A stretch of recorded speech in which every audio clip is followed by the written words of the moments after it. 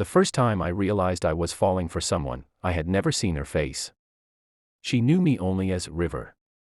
I knew her only as Skylark. Every night after work, we met in the same anonymous online support forum where strangers shared the parts of themselves they couldn't reveal anywhere else. No photos. No real names. No careers. Just conversations that somehow felt more honest than anything happening in real life. She told me about carrying responsibilities that left her exhausted. I told her about feeling invisible in a crowded office. She encouraged me when my confidence disappeared. I made her laugh when she admitted she hadn't smiled all day. For 6 months, she became the brightest part of my evenings. The strange thing was, every morning I spent my day avoiding another woman entirely. My boss, Victoria Hayes. She was the CEO of the company where I worked as a project analyst. And she terrified almost everyone in the building. People described her as cold, demanding, and impossible to impress. She walked through the office with quiet confidence, rarely speaking unless work required it. Whenever she entered a meeting room, conversations stopped. Mistakes disappeared before she arrived. Everyone wanted her approval. Nobody wanted her attention. Especially me. 3 months earlier, I'd accidentally spilled coffee all over a financial report moments. Before presenting it to senior management, Victoria hadn't yelled. She simply looked at me and said, "Prepare another copy. Accuracy matters." Her calm voice somehow hurt more than shouting. Since then, I'd perfected the art of disappearing whenever she walked nearby. Different elevator. Different hallway. Different lunch schedule. If I saw her coming, I turned around. My coworkers noticed. Dylan, my friend Marcus, laughed one afternoon. "Are you hiding from the CEO?" "I'm managing my stress." "Looks more like you're running from it." Maybe I was. Growing up, I'd learned that powerful people usually made life harder for everyone beneath them. My father worked for an abusive supervisor who constantly humiliated him. Watching that taught me to stay invisible around authority. Life felt safer that way. Only Skylark seemed to understand that fear. One evening I confessed it to her. "I always assume important people are disappointed in me before they even know me." She replied almost immediately. "Sometimes important people are just lonely people wearing expensive clothes." I smiled at my phone. That sounds oddly specific. Maybe because I know what loneliness feels like. Her message stayed with me. Weeks passed. Our conversations grew deeper. We talked about childhood dreams, favorite books, family traditions, loss, hope, faith, the little acts of kindness that changed lives. She volunteered every Saturday but refused to tell me where. "I don't want credit," she wrote. "If kindness needs applause, it stops being kindness." That sentence became my favorite. Meanwhile, work became increasingly stressful.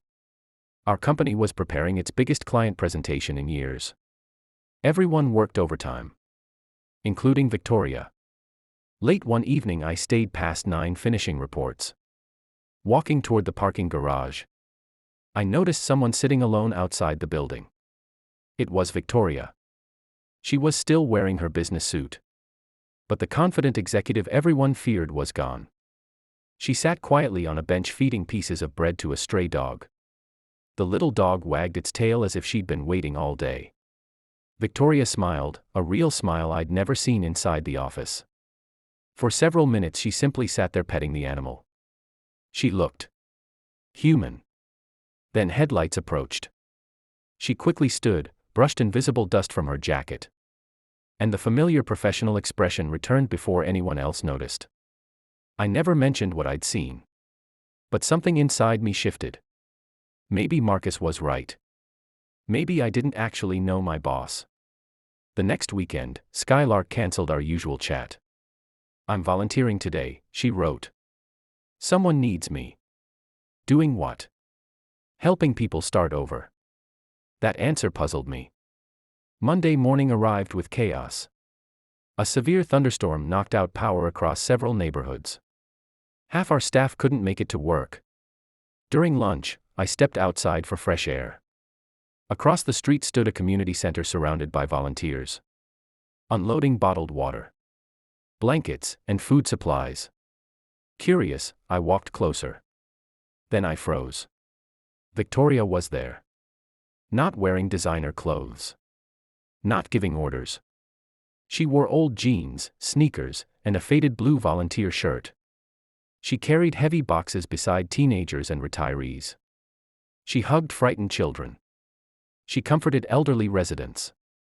She served meals without anyone recognizing she was the CEO of a multimillion-dollar company.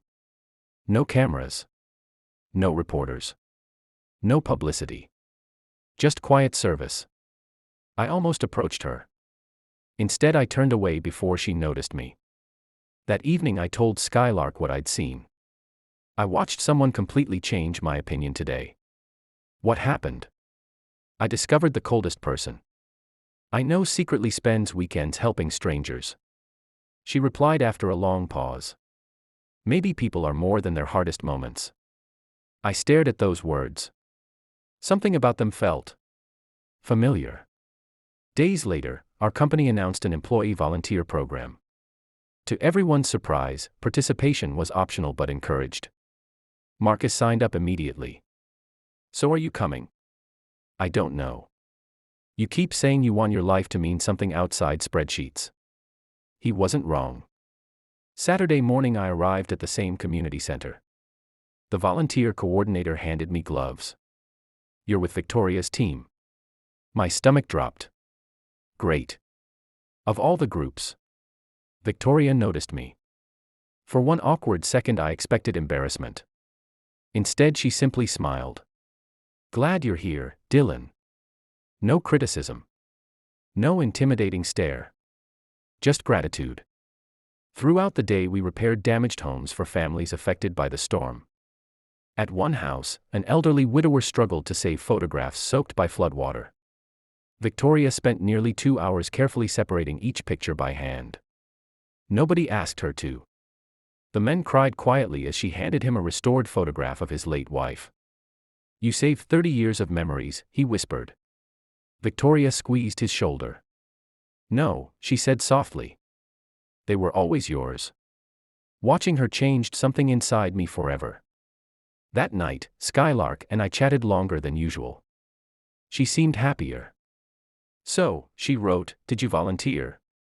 Yes. How did it feel? Like I finally spent one day becoming the person I always wanted to be. I'm proud of you. Those 4 words warmed my heart more than I expected. Eventually, we decided it was time. 6 months of anonymous conversations. Neither of us wanted to hide forever. What if we finally meet? I asked. She replied with a smiling emoji. I think it's time. We chose a small bookstore cafe downtown. Saturday. 2 o'clock. She said she'd carry a copy of To Kill a Mockingbird. I'd wear a navy sweater. For the first time in years, I felt nervous in the best possible way. Saturday arrived. I reached the cafe 20 minutes early. My hands wouldn't stop shaking. Every woman carrying a book made my heart race. Then the door opened. Victoria Hayes walked inside, holding a copy of To Kill a Mockingbird. My entire world stopped. She looked around. Our eyes met. Recognition slowly spread across both our faces. Neither of us moved. Finally, she whispered, River. I could barely breathe. Skylark. She laughed through tears. I can't believe it's you.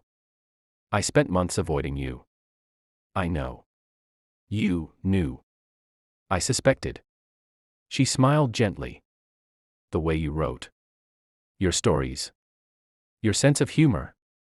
I sat down, still stunned. I thought you hated me. Her expression immediately softened. Dylan. I never hated you. Then why were you always so distant? She looked down at her coffee. When I became CEO, I promised myself I'd never play favorites. I kept professional boundaries because I thought it protected everyone. It made you seem unapproachable. I know. She sighed. I've been trying to learn that leadership isn't only about standards. It's also about connection. I smiled. And here I was telling my deepest thoughts to my own boss. She laughed. You also gave your boss relationship advice. My face turned red. Oh no. Oh yes. For the next 4 hours we talked. Really talked. Not as CEO and employee. Not as strangers. Just two people who had unknowingly helped each other heal. She told me about losing her mother before building the company. About sacrificing friendships. About hiding loneliness behind professionalism because she believed leaders couldn't appear vulnerable.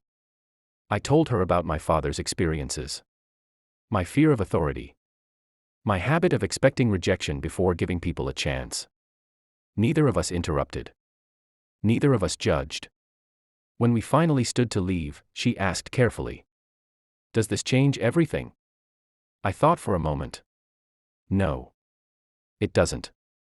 It explains everything. The following Monday, nothing inappropriate happened. At work she remained professional. I remained respectful. But something had changed. I no longer avoided eye contact. I no longer assumed the worst. Weeks later, Human Resources approved my transfer to another department where there would be no direct reporting relationship. Only then did we slowly begin spending time together outside work. Not because of status. Not because of money. Because friendship had already grown where appearances couldn't interfere. Months later we returned together to the community center where we'd volunteered.